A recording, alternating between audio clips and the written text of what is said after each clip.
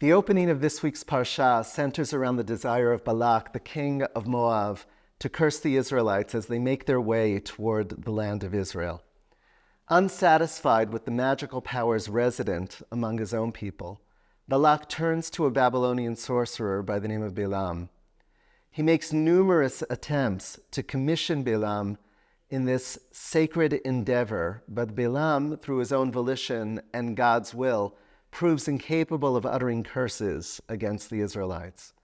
Rather, Balaam ends up uttering praise and blessing over this determined people, declaring, "How can I damn whom God has not damned? How doom when the Lord has not doomed? As I see them from the mountaintops, gaze on them from the heights. There is a people that dwells apart, not reckoned among the nations. Who can count the dust of Jacob, number the dust cloud of Israel?" From Numbers 23, verses 8 through 10. Ma ekov, lo kabo el, uma ezam, lo zaam Adonai. Ki merosh tzurim erenu, umigivaot asherenu. Hen am levadad yishkon, uvagoyim lo yitchashev. How may we understand Balaam's prophetic pronouncement that, quote, he sees them from the mountaintops, unquote, and that it is a people that dwells apart? Yehuda Nachshoni explains, Balaam gazes upon Israel from the mountaintops.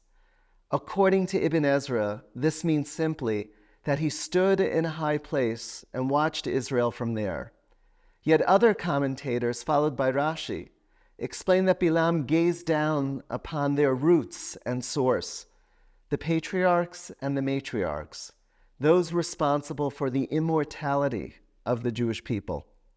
Accordingly, Balaam also saw the flow of Jewish history, stressing one fundamental point, quote, "For they are a people that dwells alone and will not be counted among the nations," unquote.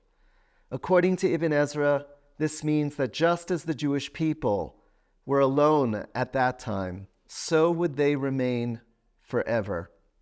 All other nations and peoples would blend together, but not so Israel, for they would forever remain alone and unique in their laws and Torah. No nation would have the power to overcome them.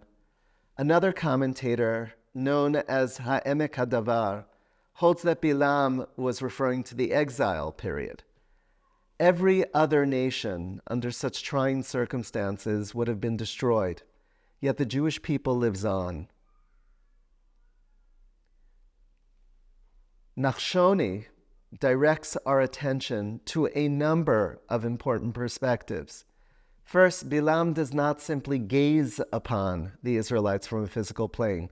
He looks at them from a spiritual and historical dimension as well. He sees the depth of their rich history and senses an even richer future. Second, Nachshoni highlights the persistence and strength of the Israelites and the Jewish people. While the trials that this nation sustained could have destroyed other nations, the Jewish people turned to their innate fortitude and persisted. Both Balaam and Nachshoni encourage us to look deeper into the soul of the Jewish nation. Alternative and creative ways of seeing, as well as persistence and spiritual strength, have inspired us throughout history.